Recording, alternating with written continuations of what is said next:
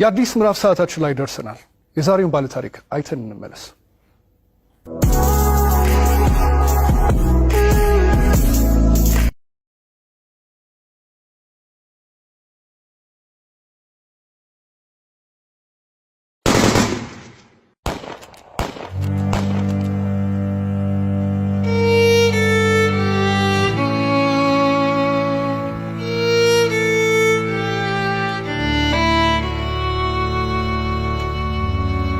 ስሜ ብርቱካን እባላለሁ። ተወልጄ ያደኩት ስናን ወረዳ ነው። ከእናትና ከአባቴ የመጀመሪያ ልጅ እኔ ነኝ። እኔን እንደወለዱ ነው አጋጣሚ አባቴም ወደ መንትን ያለ የተሰደደው። እናቴ በህይወት ያረፈችው በወሊድ ምክንያት ነው። ከዛ በኋላ ምንድነው የተደረገው? አያቴ ጋር እንዳድግ ቆየው። ከአያቴ ጋር እየኖርኩ ያለ 8 አመት ሲሞላኝ ትንሽ እሷንም ይቸግራታል። እባካችሁ ልጅትን ለሰው ልስጥ እና ፈልጉልኝ ምናምን ትላቸዋለች እሷ ማለት ነው አያቴ አሉ። በ8 አመት ያስወጥተው ወሰዱኝ። ከዚያ እሱ የሁለት ልጆች አባት ነው፣ አንድ ሴትና አንድ ወንድ እና እነሱን እያሳደኩኝ ልብስ የምሳጠብ የልጆችን ማለት ነው ካልሲ ያጥባለሁ፣ ወጥ እንድሰራ ሙያ እንድለማመድ እነሱ እያበረታታችኝ ሴትዮዋ ኢቭን በዓላት ራሱ ሲኖር ማንኛውንም ነገር ሲኖር ለልጆቹ ልብስ ሰርፕራይዝ ይገዛላቸዋል ወደ አመት ምናምን ሲመጣ። እኔ ደግሞ ሴትዮዋ ከምትለብሰው ልብስ ተቀድና ተጣጣፋጥነት እየነበርኩ እንትን ብላ በመኪና እንኳን አይሰፋም እቤት ነበር በመርፌ ተሰፋው ነበር። እሱን ለብሼ እሄዳለሁ። ጫማም የተወርቁ የወደቀውን ልጆች ተጠቅሞ የጨረሱትን እሱን ሰጎትት ምን ስል የባለም እንደዛው እየተማርኩኝ እያለ የሆነ ደረጃ ተሸላሚ ሆንኩኝ። እስከ 8 ደረስኩ። ከ8ኛ ክፍል በኋላ የሆነ ስራ ቤት ልብስ የሆነ እየጎረመስኩ ስመጣ ስራው እያያዘኝ ትምህርቱም እያያዘኝ የከበደ ሲመጣ ስራዬን ለዲቱ ሙሉ ሰዓት አንተደላለሁ አልተኛም ነበር። 24 ሰዓት ነበር። ከዛ ዩኒቨርሲቲ ኢንተርሶርት ያከፍል ጨረስኩ። 12ም ያው 392 አመጣው። ውጤት ከመጣ በኋላ ወደ ዩኒቨርሲቲ ተመደብኩኝ።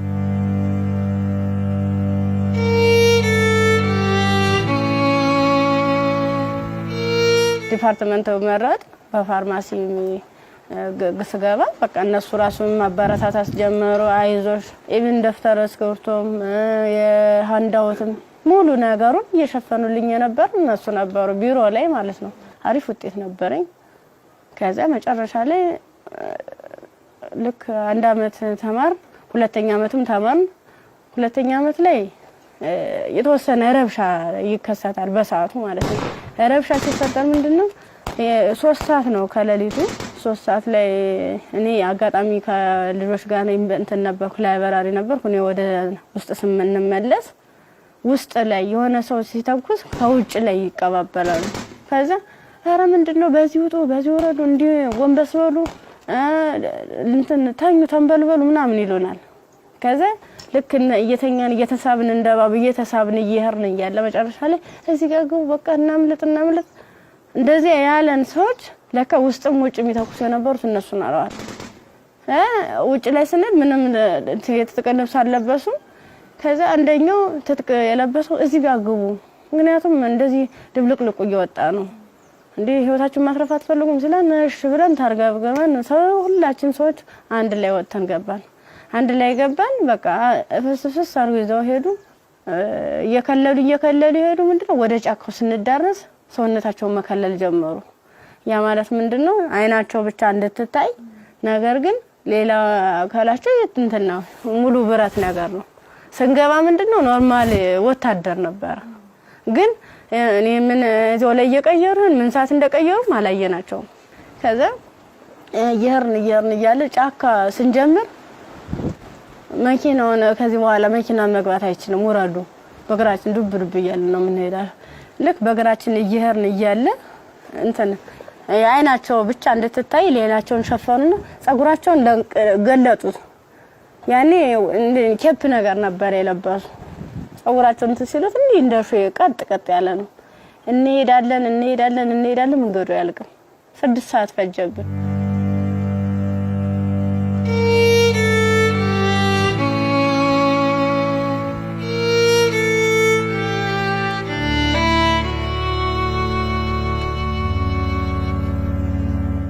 መረስ አይቀርም ስንደርስ ምንም ነገር የለም ቤት የለም ምን የለም በቃ የሆነ ሜዳ ነገር አለ ትክክለኛ እንትን ማለት ነው አረንጓዴ ነገር አለ እዚህ ጋር ስፖርት ስሩ ይሄንን ስልጠና መውሰድ አለባችሁ በዚህ ነው አሁን ያመጣናችሁ ምንድነው እናንተን ፈልገናችሁ ነው በቃ ለትጥቅ ስለፈለግናችሁ ስልጠናዎችን መውሰድ አለባችሁ መማር አለባችሁ ከዛ ሳናቸው ይዋን እያደር ትንፍስ እንዳትሉ እና ዳቦ ሲሰጡ እንደ ዳቦ ነው እንደ ንስ ይያሉ ነው እንደዚህ የሚወረውሩልን ማለት ነው አይጠጉንም ሁሉ ከዛ ይወረውሩልን እያነሳን እንበላለን ያው ሆድ አይደለም ይርበናል ምን ጠጣው ውሃ ስናጣ ደግሞ በለበስነው ልብስ እየዘፈዘፍን ምንጭ ነገር እናገኛለን ወራጅዋ ዝም ብሎ ቆሻሻ የተገደበ ነገር እናገኛለን እሱን ልብሳችንን እንዘፈዝፍና እንዲ ለመጥለቅም ስለሚቀፍ ልብሳችንን ዘፈዝፍና ልብሳችን እየጫመቅን ነበር እንደዚህ ያንጠፈጠፍን ነበር ልብሳችን እየመጠጥን ምንጠጣ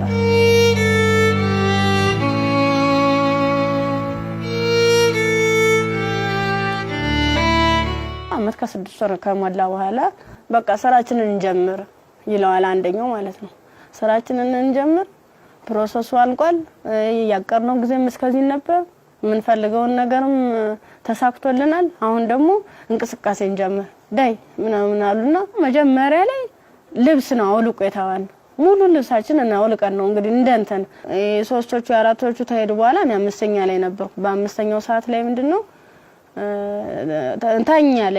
ታኛው ከተኛው በኋላ እየተካኩ ነበር ሲደፍሩ የነበሩ ማለት ነው ከዛ እየተካኩ እየደፈሩ ከደፈሩ በኋላ ምንድነው እንትን ራሴን ስስት አይ እንደዚያ ከሆነማ በዚህ ነው ስሜታችን የሚኖር ይልና እንደዚህ ያደርጋ ይሆነ እንደ 6 አይነት ነገር እንደ 6 ይሆናል እንደ ፌሮ እንዲ ነው ቀጥታ እንደዚህ ሲወጉ የነበረ ማለት ነው ጥቅጥቅ ካደረጉት በኋላ ስዳስ ሰው ራሱ ቁስሉ ይታወቀኝ ነበር ዘንዲታኝቼ ወድቄ ራሱ ማለት ነው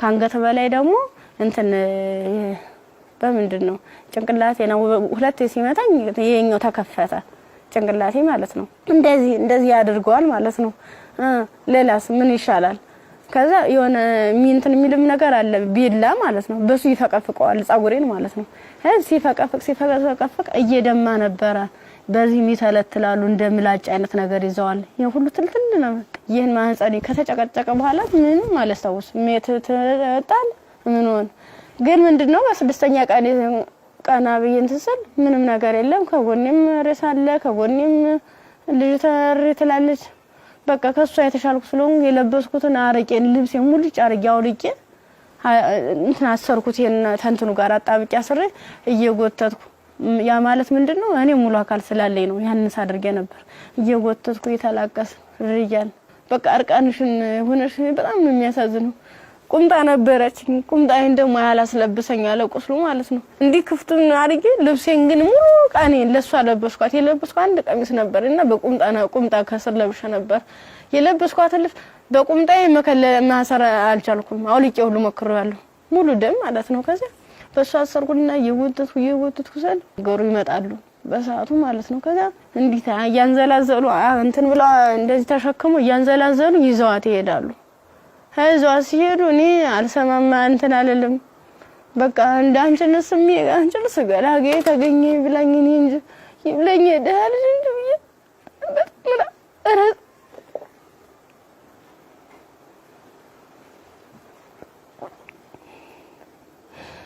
ይብለኝ እኔ እንጂ ብዬ ያርኩኝ ከዛ ያርኩኝ አላቋርኩኝ ሀገሩን እንዳልጠየቅ ምኑን ልጠይቃቸው በቃ ውስጥ የተጨነቀው ሁሉ መጨረሻ ላይ ጫካውን ስጨርስ ከተማ አገኘሁ ከዛ አባቴ እኔ ምን ዩኒቨርሲቲ ተማሪ ነበርኩኝና ልብሴን አጋጣሚ ልብስ ለብሼ እጭ ሌባ ወስዶብኝ ነው እስኪ እባክህ ገዛልኝ አልኩት ስገዛለው 50 ብር ሚላ ሰናገኝ ከሱ ላይ 50 ብር ከፍሎ ልክ አንድ ዝምሮ ጥቁር በጥቁር አይነት ነገር ነው እሷን አለበሰኝና በቃ ልጅሽ ሊሊ ብሎ ዩኒቨርሲቲ ሲሄድ ቀጥታ ዳይሬክተሩ ቢሮ ነው የገባሁት።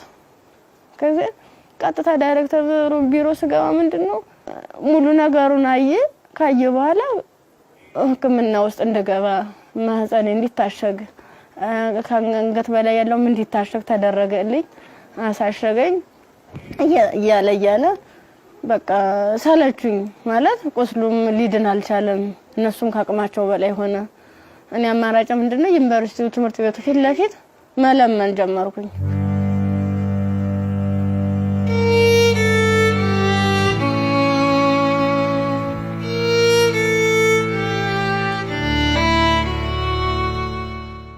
እንደ ኢንፌክሽን ፈጥሯል መሰለኝ ብዙ ቀን ስለቆየው 6 ቀን ማለት ቀላል አይደለም። ያን እየቆራረጡ እያወጡ እያስተካከሉ እያጠሙ ሲሉ መጨረሻ የልብም ኬዝ እንዳለብኝ የታወቀም እዚያ ነው። ልክ በራሳቸው መኪና ነው ወስደውኝ አምጥተው እዚህ ጣሉኝ፣ አዲስ አበባ ማለት ነው። ከዛ አዲስ አበባ ሲጥሉኝ ምንድነው ወዴት ልሄድ በቃ ህይወት መስቀልቅል እንዳለብኝ እብድ ሆንኩኝ፣ አበርኩኝ። ከጊዮርጊስ ወደ ማርያም ሄድኩኝ። የማርያም ቀን ነው ልሄድ እስኪ ምናምን ብዬ ሰው በሚሄድበት እየተከተልኩ እዛ ስል ቅድስት ማርያም ይላል። እዚያ ቁጭ ብዬ እየለመንኩኝ ታገኘኛለችና ብር ትሰጠኛለች። 50 ብር ተሰጠች። በኋላ ምን ፈልገሽ ነው ምናምን አይዞሽ ምናምን አለችኝ።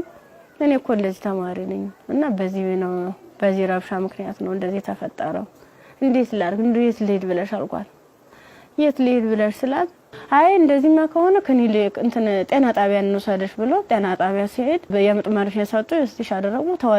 ከተወለደ በኋላ በጣም ራበኝ። በቃ ምኑን ላጥበው ማጣው ሳጣ ሲርበኝ ማዘር ተሬዛ ጋር መጣሁኝ። ምን ላድርግ አልኳት። በቃ ጨለመብኝ እባክሽ አስገብኝ ስላት ከጎንሽ አለን ብላ መድኃኒቶቹንም ያንዳንዱ የህክምና ክትትሎችን እያደረጉልኝ ውስጥ ላይ ከነሱ አቅም በላይ የሆነውን ሪፈራል ተጻፈልኝ። በረንዳ ላይ የነበርኩት ወደ ቤት እየተቀየረ ሰው ቤት ማደር ጀመርኩ። እያልኩኝ በእነሱ ጥረት በእነሱ ጥንካሬ በማዘር ተሬዛ ማለት ነው ለልጁም ሆነ ለኔ ህክምና ወጪዎችን ያንዳንዷን እየሸፈነች እሷ እንደ እናት ሆና እየመከረችኝ ያጽናናችኝ እንባዬን እያበሰችኝ ነበር። አንድ እሷ ናት።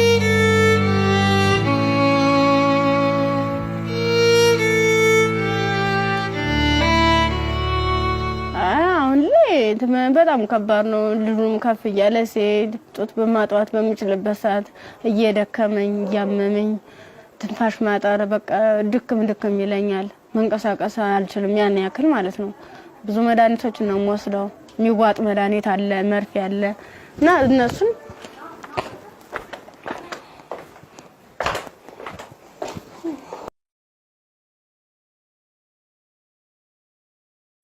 እነዚህ ነው መድኃኒት እየወሰድኩ ያለ በቃ እነዚህ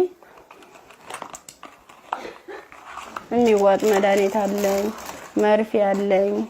ይሄን ነገር ነው እየወሰድኩ ያለው እና ይሄን መድኃኒት ስወስድ ደግሞ ለኔ የሆነ ማለት ምግብ ያስፈልገኛል። ምበላው መጠጣው የለም መታየት ነው። ደረቅ ኮቾሮ ነው። አሁን ቅድም እንደውም ሳዘጋጅ ነበር ኮቾሮ እዚህ አለ ዘፍዝፌ ነው የነው ያለው። አሁን የራስ በራስ ብሏል።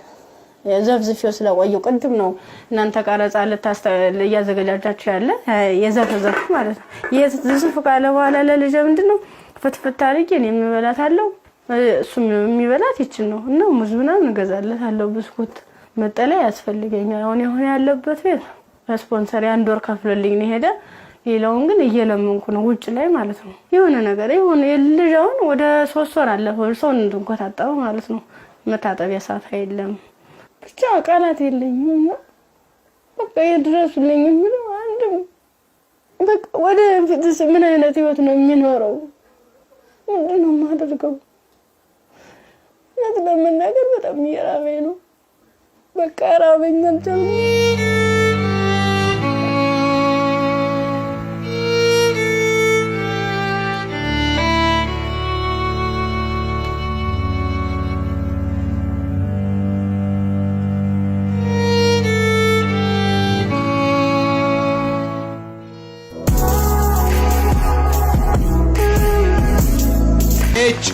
ኤች ሞተር ዘይት ለአፍሪካ መልክዓ ምድር እጅግ ተስማሚ በሆነ በጀርመን ቴክኖሎጂ በከፍተኛ ጥራት የተመረቱ ኤች ሞተር ዘይት፣ ኤች ግሪስ፣ ኤች ኢንዱስትሪያል ዘይቶች። የአቅርቦት እጥረት አይታሰብም።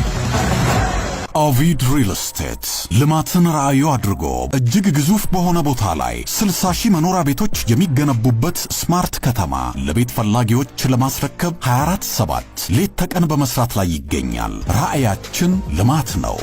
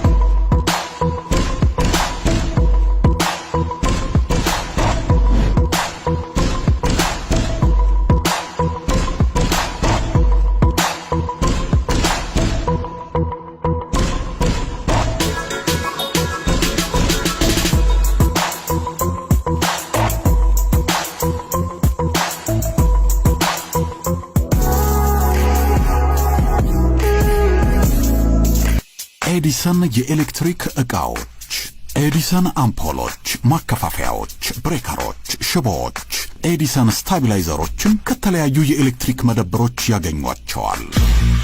ኤዲሰን ታላቅ ስም። የብርቱካንን ታሪክ ነበር አይተን የተመለስነው። ከዚህ ቀደም ብዙ አይነት እንደዚህ አይነት ታሪኮች ተሰርተዋል። ግን ይሄ እውነት ከኢትዮጵያዊነት የወጣ ፍጹም ኢትዮጵያ ውስጥ ይሄ ነገር ሲያጋጥማል ወይ ብለን እንድናስብ ራሳችንን እንድንጠይቅ የት ነው ያለነው የቱ ጋር ደርሰናል ብለን ያየንበትም ታሪክ ነው። ብርቱካን በጣም ተስፋ የነበራት ለዓላማዋ ታግላ እዚህ ጋር የደረሰች ጎበዝ ጠንካራ ወጣት ተማሪ ነበረች። ከዛ በኋላ ግን የመጣባት ነገር የሚያሳዝን ነው። የመጣባትን ነገር መቋቋም ባልቻለችበት ሁኔታ ላይ ደግሞ ተጨማሪ ነገር ወደ ህይወቷ መጣ። ያም ልጇ ነውና ለልጇ ብርቱካን ምን ብላ ይሆን ታሪኳን የምትነግረው ብዬ ሳስብ ነበር። በጣም የሚያስጨንቅና የሚረብሽም ጭምር ነው። የሷም ህይወት ተበላሸ ስንል እንደገና ደግሞ ህፃን ልጅ ወደዚህ አምጥታለች። የዛ ህፃን ልጅ ተስፋውስ ምንድነው? ነገስ የሚመለስለት መልስ ምንድነው? ይሄ ልጅስ እንዴት አድርጎ ነው አድጎ ሀገርን የሚረከበው ብለን እንድንጠይቅ የሚያደርገንም ይመስለኛል። የብርቱካን ታሪክ በጣም ብዙ ሴቶች ላይ ያጋጥማል። ግን ደግሞ ይሄኛው የሚዘገንንና ለመስማትም ለጆሮም ለማየትም የሚቀፈው ነው ያገኘው። ያው ሰው ስትሆኚ ተፈተኛለሽ። አንዳንዴ የፈተናም አይነት አለው እንዴት ያለሽ በቃ በርግጥ ላያስችል አይሰጥም ይባላል። ግን ደግሞ አንዳንዴ ከመቻል በላይ የሚሆኑ ፈተናዎች አሉና እንደ ኢትዮጵያ እንደ ሀገር ደግሞ ስታስቡ እንደዚህ አይነት ሁኔታ የሚደረግበት ማህበረሰብ ውስጥ ነው እንደ ያለ ነው። በምን አይነት ሁኔታ ነው ህይወታችንን እየመራን ያለ ነው የሚለው ራሱ ሌላ ጥያቄ ነውና በጣም ከባድ ነው። የብርቱካን ቪዲዮንም ቁጭ ብዬ ሳየው እውነት ለመናገር አንደበት የለኝም። ከአምሮ በላይ ነው። እጅግ በጣም የሚሰቀጥጥና የሚዘገንን ከመሆኑ ብዛት የተነሳ ጭራሽ እንደውም ፊልም ነው እንዴ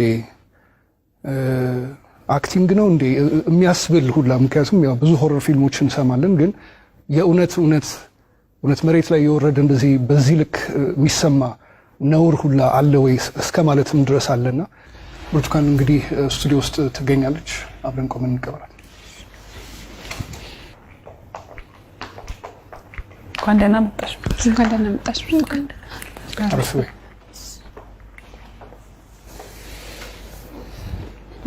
ብርቱካን?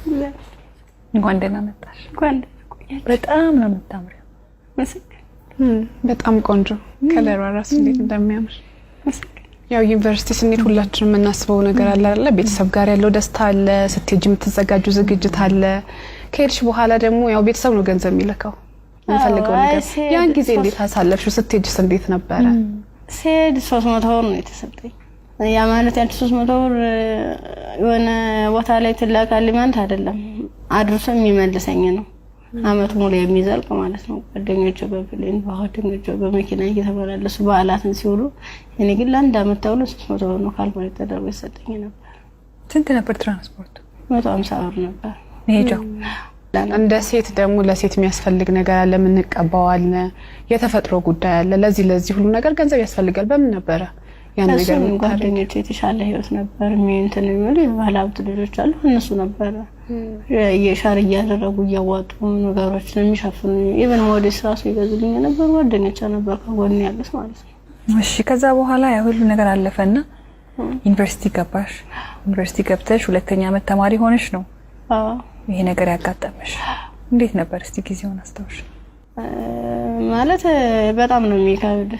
3 ሰዓት ላይ ልክ ከላይ በረ 3 ሰዓት ዘጋብኝ። መመለስ አልፈልግ ወጣሁኝና የሆነ ይሮራጣሉ ማለት ነው ሰዎች። ስንሄድ በቃ ኧረ እንደዚህ ተኩስ የተነሳ ለምን ትሄዳላችሁ? በቃ በዚህ ሄዱ ነው በዚህና እንትን በሉ እዚያ ካግቡ ምናምን ሲሉን እኛ በሰዓቱ ተኛን ተቆርቁሮ ነው የመሰለን። እኛ እንደዚህ ለማትረፍ ነው ብለን ተንደርድረን ራሳቸው መኪና ገባን። የነሱ መኪና ምን እንደሆነ ረብሻ የሚፈጥሩ ሰዎች በመጡበት መኪና። አዎ ከፍት ነው ከኋላ። 1 አመት ከ6 ወር ነው እዚያ የቆየነው ጫካ ውስጥ ምንም ነገር ሳይፈጠር። አመት ከ6 ወር ምን ነበር የሚሏችሁ? ትጥቅ ነው ልንቀየራችሁ ነው ትታጠቃላችሁ፣ አለበለዚያ ያሰብነው አለ እሱ እንሰራለን አብረን ምን ይሆናል እያሉ። የት ነበርስ የምታድሩት? እዚህ ውጭ ላይ ነው። ብዙ ጊዜ ዛፍ ነበር እንዲታከልል ተነመለ ነበር። እዛ በምትሆኑበት ጊዜ በተለይ ለሴቶች አስቸጋሪ ሁኔታ የንጽህና መጠበቂያ ማግኘት ነው። ያንንስ እንዴት ነበር የምታሳልፉት? የምን ንጽህና መጠበቂያ ነው? በቃ ዝም ብለን ስናክ ነበር የምንውለው። ከ1 አመት ከ6 ወር በኋላ ምንድነው የተፈጠረው? መጨረሻችን ላይ ሰልፍ አሳለፉን። እርቃናችንን አውልቀው ልብሳችንን ካወለቁ በኋላ ሰልፍ አስያዙ። እኔ አጋጣሚ ከ5ኛ አካባቢ ላይ ነበርኩኝ። ግንኙነት ከተደረገ በኋላ እንዴ ሲጨቀጭቁ ራሱ በፌሮ ሲወጉ አላስታውስም። ደንዝዟል ሰውነት። ምን ያህል ሰው እንደተደረገ አላውቅም። በ6ኛ ቀን ስነቃ እንደ ማባላ ነው የሚፈሰው። እሷ ደግሞ አንድ አካል ስለጎደላት ምንድነው አማራጭ? የለበስኩትን ልብስ አውልቄ ለሷ ነገሮቿን አስሬ ነውቅፋ እየወተትኩ ጀመር ጀመሩ። እንዳላዝላት አልችላትም። ከዛ አብረን ነው ምን ሄደው አንቺን እኮ ትችሻለህ ድምፅ ጥለኝ እንዲሁ ነው ሁለት አካል ስንኩል ማን ይቀበለናል አልኳት። ምክንያቱም ማንም ቢሆን እንደዚህ ደም እየፈሰሰ እንደዚህ ምድሩ ሁሉ ጨልሞብኝ ነገ ወዲያ የተሻለ ህይወት አገኛለሁ ብዬ ነገ ወዲያ ጥሩ ቦታ ደርሳለሁ ብዬ አሰብኩት ልጅ በቃ መጨረሻው እንደዚህ ሲያመር እንደዚህ ሲሆን በጣም ከፋኝ። በቃ ለሁሉም ማለት ነገ ወዲያ እንዴት ነው የምሆነው? ምንድነው ማድረግስ የምችለው? በምን አይነት መልኩ ነው ህይወቴንስ መጠገን የምችለው? አይዞሽ የሚለኝስ ማንኛው ሰው ነው? በቃ አለው እንደዚህ መጨረሻ ላይ ምንድነው ጎዳና ተዳዳሪ ሆንኩት። ጎዳና ነው ወርቄ በቃ እኔ እንጂ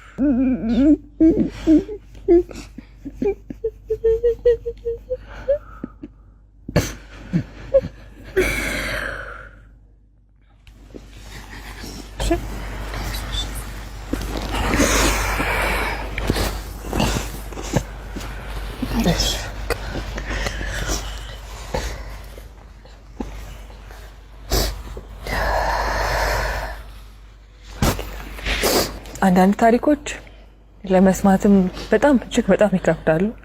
እኛ ጋር ይሆናሉ ይፈጠራሉ ብለን እንጠብቃቸው አይደሉም። ሴት ሆኖ ለመስማት ይከብዳል፣ ሰውም ሆኖ ለመስማት እንደዚህ አይነት ታሪክ ይከብዳል። ያው ከመሞት መኖር ይሻላል ይባል የለ። እግዚአብሔር አንቺን በዚህ ፈተና ውስጥ አሳልፎ ዛሬ ላይ ሲያደርስሽ ምክንያት የለውም ማለት አንችልም። በፈጣሪ ስራ ማንገባም፣ ግን በጣም ጠንካራ ነሽ። እኔ በዚህ ሁሉ ችግር ውስጥ ያየሁት ያንቺን የመንፈስ ጥንካሬ ነው። አሁን ላይ ልጅ አለሽ። ልጅሽን ስታዩ ምን ይሰማሻል? ይከፋኛል በጣም። ምክንያቱም እሱ ባይኖር የኔ ያለ እንትን አይደለም ነበር ማለት ነው። ልጅ ስትይዥ ከባድ ነው። ለልጅ ስትይ እያልሽ የሆነ ትታሰሪያለሽ። ልጅ ነው እንጂ ራሴ አትይም። በቃ ምን አለበት ወይ ጤነኛ ልጅ በሰጠኝ ነው። ካልሆነ ደግሞ እኔም በሽተኛ ልጅም በሽተኛ እንዴት ነው የማደርገው? ልጁንስ ለማልቀ ሁለቴ ነው 3 ጊዜ ጥዬው ሁሉ ይጫለው። እዚያ ውጭ ላይ ተመልሼ እንዲህ ሳይው እማ ያለ ወደ እኔ ይመጣል። እናፈሩን በበላሁት በቃ አብረን እንሞታታለን ብዬልሽን መቀፈርቂ እንደገና ራሴን ይቅርታ ጠይቄ እንደ ትልቅ ሰው ጥያቄና መልስ በራሴ እየተመለሰ እንደዚህ ከሆነሽ ለየሽ ከፋርጌ እሄዳለሁ። ያሳደጉሽ ቤተሰቦችሽ በጠፋሽበት ወቅት ከዛ ሁሉ ነገር ሲሆን ይሄን ሁሉ ታሪክ ያውቃሉ፣ ግን አልቀበልም ነው ያለ። አሁን ላይ ጤናሽ እንዴት ነው? ሕክምና በጣም ያስፈልገኛል። ከሕክምናም በላይ የምክር አገልግሎት ያስፈልገኛል። ነገ ብርቱካን ምን ብታገኝ ትመኛለች? እኔ አሁን የምፈልግ አንድም በጤንነቴን የሚከታተለኝና በቃ ትምህርቴን መማር የምፈልገው ወደፊት የተሻለ ህይወት መኖር እፈልጋለሁ። ልጅን በጎን አይኑን እያየው እየተጫወትኩ አብሬ እንደ እናት እንደ አባት እንደ ወንድም ከጎን ይሆንልኝ። እሱም አድርጎኝ ጣፍ እንዳያገኙ ተሻለ ህይወት እንድደርስ ነው የምፈልገው። ዛሬ ወደ አዲስ ምዕራፍ የሚያሸጋግሩሽ ስጦታዎች እኛ እናበረክትልሻለን። እንግዲህ ብርቱካን በጣም ብቻሽን በከባድ ሁኔታ ልጅሽን እያሳደግሽ ነው የምትገኙ። በመሰረታዊነት በመጀመሪያ የሚያስፈልግሽ ደግሞ የቤት ኪራይ ድጋፍ ነው። ኢቢኤስ ቴሌቪዥን ይሄንን ስለሚያምን ደግሞ የ1 አመት ያለምንም ሀሳብ ከልጅሽ ጋር ሆነሽ ራስሽን እስክትቋቋሚ ድረስ የ1 አመት የቤት ኪራይ ይሸፍንልሻል። ሌላው እንግዲህ እኔም በጣም ተርቤያለሁ። ልጄንም ለማጥባት ደግሞ መብላት አለብኝ። ካልበለው ደግሞ ወተት የለም ጡቴ ብለሻል። እውነት ነው። እናት ስንሆን ደግሞ የበላነው ሁሉ ደግሞ ወደ ልጃችን ነውና መብላት፣ ራስን መጠበቅ ራብ መጥፎ ነው ይባላል። እውነትም መጥፎ ነው በጣም። ስለዚህ የ6 ወር አስቤዛ ደግሞ ኢቢኤስ ይሸፍንልሻል። ከቤት ኪራይና ከአስቤዛ በተጨማሪ ደግሞ የልብስ ማጠቢያ ማሽን ኢቢኤስ ቴሌቪዥን ያበረክትልሻል። በጣም ትምህርትሽን ትወጃለሽ፣ መማር ትፈልጊያለሽ፣ መለወጥ ትፈልጊያለሽ። ባላሰብሽው ባልጠበቅሽው ሁኔታ ከትምህርትሽ ገበታ ወደ ኋላ ቀርተሻል። ያኔት ኮሌጅ ደግሞ በመረጥሽው በፋርማሲ ሊሆን ይችላል፣ በነርሲንግ እንዲሁም ደግሞ በላቦራቶሪ ቴክኒሻንነት 2 ቅርንጫፎች አሉ። ከሁለቱ በአንዱ ቅርንጫፍ መርጠሽ ትምህርትሽን እንድትከታተይ ትምህርት ቤት ወጪሽን ሙሉ በሙሉ ይሸፍንልሻል።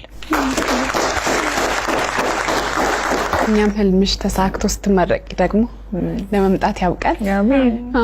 ሌላው ደግሞ የሰው ልጅ ሁሉን ነገር ለማድረግ ጤናው ነው ቅድሚያው ነገርና ብርቱካን የልብ ኬዝም አለባት፣ እንዲሁም ልጇም እንደዚሁ ሕክምና ያስፈልገዋል። ከምንም ነገር በላይ ደግሞ የሳይኮሎጂ ባለሙያዎች እንደዚሁ የሚያዩ ይኖራሉና የሕክምና ድጋፍ ያስፈልጋታል በተለያየ አይነት መንገድ። የልብም እንደዚሁ የሳይኮሎጂም የልጇም ጤናም ጭምር ማለት ነውና በዚህ ላይ ደግሞ ድጋፋችሁን እንድታደርጉ እንላለንኛ። እንዲሁም ደግሞ ሀገር ውስጥም ከሀገር ውጭም ያላችሁ መልካም ደጋግ ኢትዮጵያውያን ይህን ፕሮግራም የምትከታተሉ እንግዲህ መቼም ዝም እንደማትሉ ፍጹም እምነታችን ነው። ከብርቱካን ጎን ነን የምትሉ በዚህ አድራሻዋ ልታገኟት ትችላላችሁ። በቃ ሙሉ ነገር ላደረጋችሁልኝ ገዛ ላደረጋችሁልኝ ሁሉ ነገር ከልብ አመሰግናለሁ። ኢቢኤስ ቴሌቪዥንም እድሜ ጤና ይስጥልን። በጣም ነው ማመሰግነው። እወዳችኋለሁ፣ አከብራችኋለሁ። ነገ ወደ ደግሞ የኔ ህይወት ተሳክቶ የኔ መጥቼ እናንተ መጥቼ እዚህ ውስጥ ማስደስተበት ቀን ይናፍቀኛል። ደግሞም አደርገዋለሁ። እናምናለን እኛ። የአዲስ ምዕራፍ ሰዓታችን ይህን ይመስል ነበረ። እሑድም በኢቢኤስ ይቀጥላል። መልካም ጊዜ።